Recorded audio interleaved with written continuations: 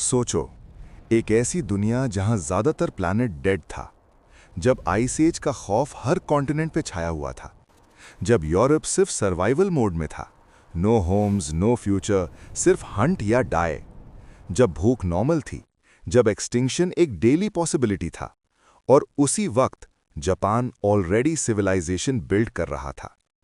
Let that hit you, not camps, not temporary shelters, civilization. Year 14,000 BCE. Repeated. 14,000 years before Christ. No pyramids on earth, no pharaohs, no cities, no written language. Humanity अभी crawl कर रही थी. और Japan? Japan was already standing upright. No agriculture, no metal, no kings, no armies, no writing. Read that again. Zero of the things textbooks tell you civilization needs.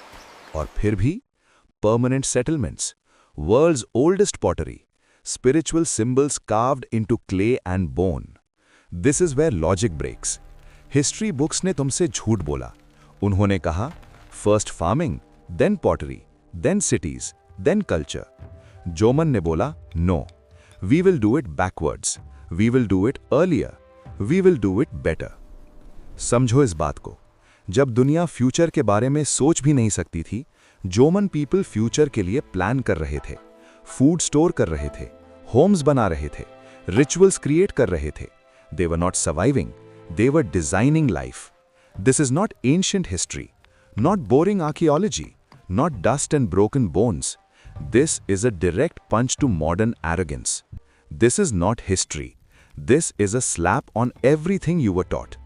This is the rise of the Jomon culture.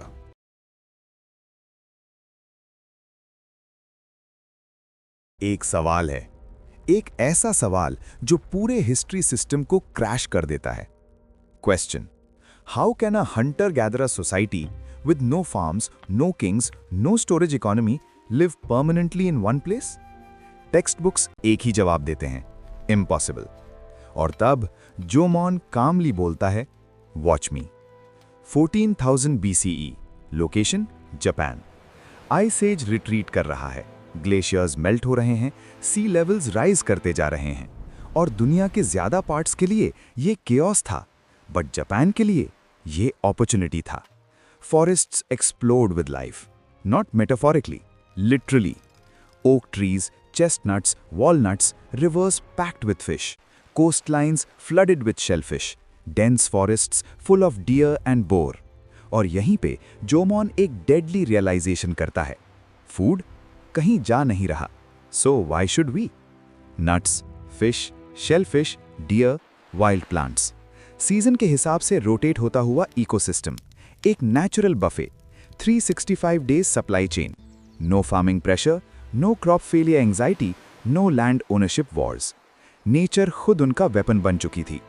समझो इस बात की brutality.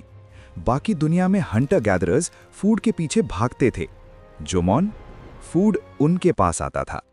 इसलिए उन्होंने migrate नहीं किया, इसलिए उन्होंने सेटल किया. पिट ड्वेलिंग्स, फायर प्लेसेस, स्टोरेज पिट्स.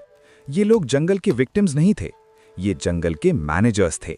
और जब तुम एक जगह रुकते हो, तुम सिर्फ घर नहीं बनाते, तुम मेमोरी बिल्ड करते हो, तुम रिचुअल्स बिल्ड करते हो, तुम कल्चर बिल्ड करते हो. Movement stops, identity starts. This is the moment.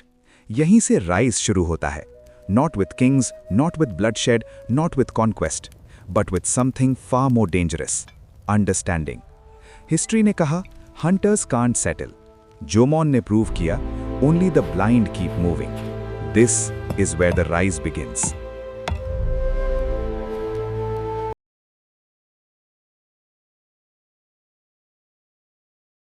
Now listen, really listen, क्योंकि जो आने वाला है वो हिस्ट्री के स्पाइन को तोड़ देता है.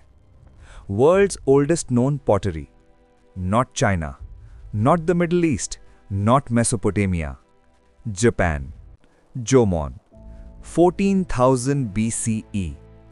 Read that date again, slowly. 14,000 years ago. Clay vessels, cord-marked patterns, fire-hardened walls. Not crude lumps, Designed objects, decorative, functional, intentional. This is not accident. This is engineering. Now think.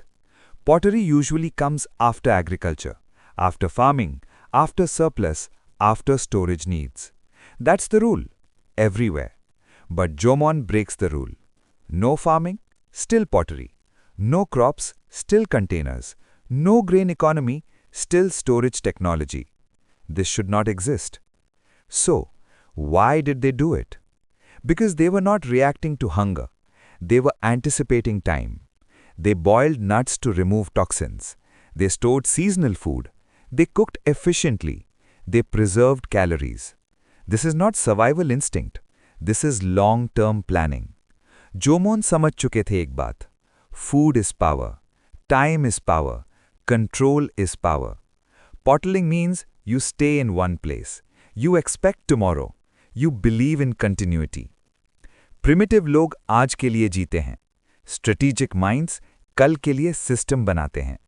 इसलिए ये pottery dangerous है, क्योंकि ये prove करती है human intelligence farming से पहले भी पीक पे जा सकती थी. हिस्ट्री ने कहा, हंटर्स आर सिंपल. जोमोन ने जवाब दिया, only the ignorant think so. This is not primitive. This is not accidental. This is not luck. This is strategic intelligence carved into clay. Before kings ruled land, before crops ruled calendars, Jomon ruled time itself. This is pottery that shouldn't exist.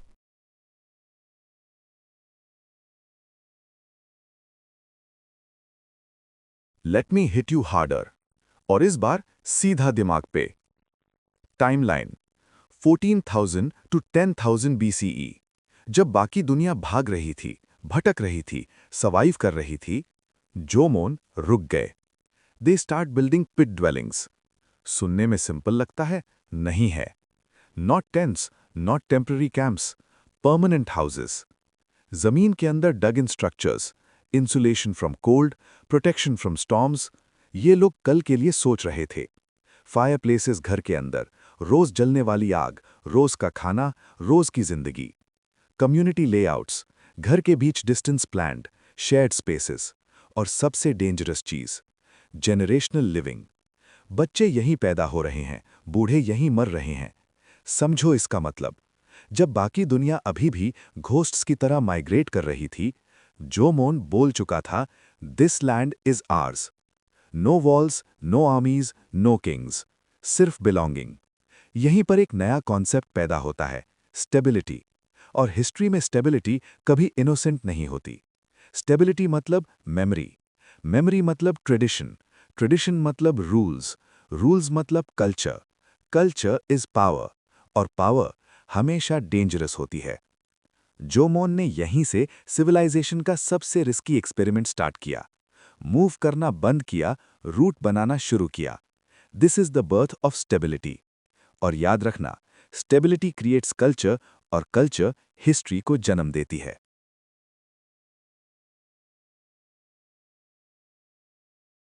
No emperors, no kings, no armies, no pyramids, no walls, no monuments screaming power. Zero symbols of domination. तो फिर एक सवाल उठता है, सबसे uncomfortable सवाल. ये लोग सर्वाइव कैसे किए? Not years, not centuries, thousands of years. Simple नहीं है, बट जवाब डेंजरस है. ये कोई मोटिवेशनल कोट नहीं है. ये एक हार्ड सर्वाइवल सिस्टम था. शेयर्ड फूड, कोई मेरा नहीं, सिर्फ हमारा. शेयर्ड रिचुअल्स, दर्द, खुशी, मौत, सब कलेक्टिव. शेयर्ड सर्वाइवल, अगर एक गिरा तो पूरा ग्रुप गिरता. इस सिस्टम में कोई हीरो नहीं होता, कोई रूलर नहीं होता, सिर्फ पीपल होते हैं. और यही चीज इसे डेंजरस बनाती है. आर्कियोलॉजी बोलती है, very little evidence of war. No mass graves, no city level destruction, no weapons obsession. Let that sink in.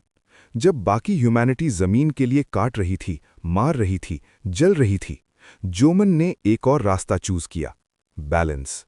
Not peace out of weakness, balance out of intelligence. Resource sharing, conflict reduction, social pressure instead of violence, power without blood. समझो इस बात को, Kings power लेते हैं, आर्मीज power छीनते हैं। जोमन ने power design की। ये कोई उटोपिया नहीं था, ये कोई फेरी टेल नहीं था, ये एक cold calculated social engineering model था जो काम करता रहा हजारों साल तक। While the world learned how to rule, Joman learned how to stay human. That is power of a different kind.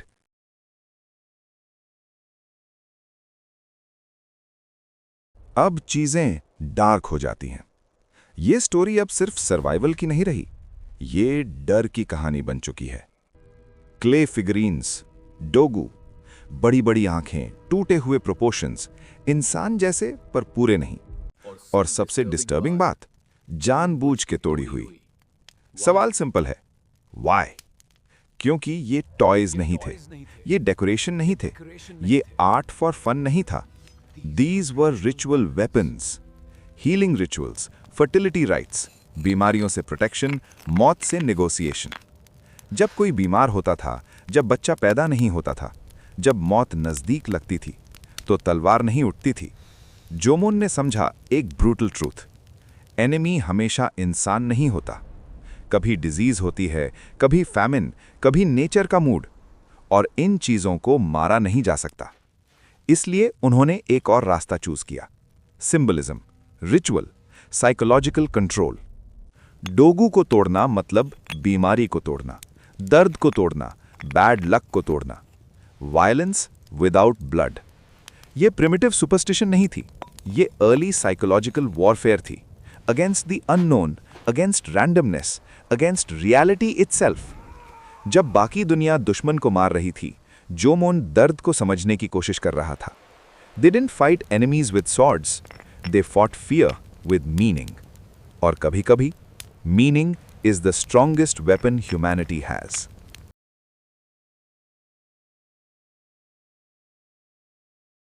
तुम क्या देखते हो? कचरा, बेकार चीजें, फेंकने लायक स्क्रैप्स। और आर्कियोलॉजिस्ट्स? डेटा। जापान के हर कोने में मैसिव शेल माउंट्स, हजारों साल पुराने, layer upon layer, fish bones, animal remains, stone tools, ritual objects. ये बस खाने के बाद का बचा हुआ माल नहीं है, ये मेमोरी है। हर लेयर एक सीजन बताती है, हर बोन एक डिसीजन, हर शेल एक कैलकुलेशन। कौन सा फिश कब मिला, कौन सा एनिमल कब शिकार हुआ, कौन सा सीजन सेफ था, कौन सा डेंजरस। एक्सीडेंट नहीं, आर्काइव। समझो इसको क्लियरली, ये लोग लिखते नहीं थे, ये लोग ड्रॉ नहीं करते थे, ये लोग जमीन के अंदर रिकॉर्ड रखते थे। शेल माउंट्स प्रूव सिर्फ एक बात, long term planning, seasonal intelligence, environmental mastery. ये लोग एनवायरनमेंट के नीचे नहीं जी रहे थे, ये एनवायरनमेंट के साथ गेम खेल रहे थे। इकोलॉजी ये वर्ड बाद में आया, अंडरस्टैंडिंग पहले से थी। कौन सा रिसोर्स कितना यूज करना है, कब रुकना है, कब शिफ्ट करना है। ओवर हंटिंग नहीं, ओवर फिशिंग नहीं, sustainable exploitation before sustainability had a name. बाकी दुनिया जंगल से लड़ रही थी, जोमन जंगल को पढ़ रहा था। हंटर गैदरर बोल के इन्हें अंडर एस्टिमेट मत करो, ये डोमिनेंस है, साइलेंट डोमिनेंस। तलवार के बिना, एम्पायर के बिना, नॉलेज के साथ। You see trash, they left intelligence. This is hunter-gatherer dominance at its absolute peak.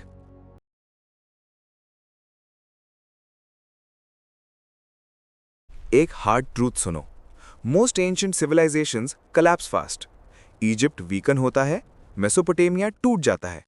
Her empire का एक एंड होता है, greed, over expansion, resource exhaustion. Pattern same है, but Jomon refused to die. Not 100 years, not 500 years, 10,000 plus years. Let that destroy your sense of time. तो सवाल obvious है, why? क्योंकि उन्होंने 3 गलतियां कभी नहीं की। ओवर एक्सट्रैक्ट नहीं किया, ओवर एक्सपैंड नहीं किया, ईगो एम्पायर्स नहीं बनाए, no endless land hunger, no bigger is better disease, no obsession with domination. Jomon ने एक चीज समझ ली थी जो बाकी सब इग्नोर कर गए, नेचर इनफिनिट नहीं है। इसलिए उन्होंने सिस्टम्स बनाए जो नेचर के साथ सांस लेते थे। Seasonal hunting, controlled fishing, resource rotation. आज जिसे हम सस्टेनेबिलिटी बोलते हैं, वो उनका नॉर्मल था। समझो इस बात का वेट। जब बाकी सिविलाइजेशंस अपनी ही सक्सेस से मर रहे थे, जोमोन क्वाइटली सर्वाइव कर रहा था। और यहाँ आयरनी सुनो, मॉडर्न सिविलाइजेशन टेक्नोलॉजी के साथ, साइंस के साथ आज भी फेल हो रही है। Same mistakes, same greed, same blindness.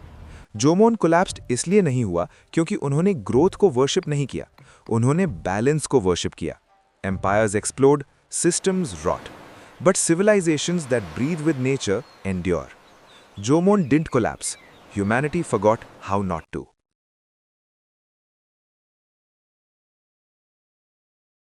अब फाइनल इल्यूजन तोड़ने का वक्त आ गया है। तुम्हें जो सिखाया गया है वो अधूरा है। सिविलाइजेशन नॉट इक्वल टू सिर्फ agriculture. Civilization not equal to kings, cities और एम्पायर्स। ये फॉर्मूला कन्वीनियंट था, सच नहीं था, क्योंकि जोमोन ने कुछ और ही प्रूव कर दिया। कल्चर इंटेलिजेंस से उठ सकती है, कल्चर डोमिनेशन के बिना ग्रो कर सकती है। 14,000 BCE, लोकेशन जापान। इस एक डेट ने पूरी ह्यूमन टाइमलाइन को चैलेंज कर दिया। ये डायरेक्टली अटैक करता है Eurocentric timelines, linear progress myths और प्रिमिटिव हंटर स्टीरियोटाइप्स को। आइडिया ये था कि ह्यूमैनिटी एक स्ट्रेट लाइन में ग्रो करती है। जोमोन ने बोला नो, प्रोग्रेस स्ट्रेट नहीं होता, प्रोग्रेस कंटेक्सचुअल होता है, कहीं किंग से, कहीं फार्मिंग से और कहीं अंडरस्टैंडिंग से। जोमोन डेंजरस इसलिए है क्योंकि वो एक अनकंफर्टेबल ट्रूथ दिखाता है। ह्यूमन ब्रिलियंस यूरोप से शुरू नहीं हुई और डोमिनेशन इंटेलिजेंस का प्रूफ नहीं होता। इसलिए पुरानी हिस्ट्री बुक्स जोमोन को साइड में रख देती हैं, फुटनोट्स में डाल देती हैं, छोटा बना देती हैं, क्योंकि अगर जोमोन मेनस्ट्रीम हो गया तो पूरा नैरेटिव गिर जाएगा। सिविलाइजेशन का मतलब बदल जाएगा, पावर का मतलब बदल जाएगा, प्रोग्रेस का मतलब बदल जाएगा। जोमोन ने सिर्फ सर्वाइव नहीं किया, जोमोन ने ह्यूमैनिटी को रीडिफाइन किया। They didn't fit the timeline, so they rewrote it.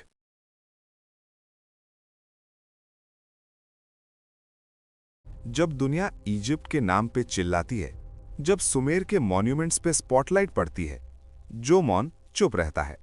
Silent, ancient, unbroken.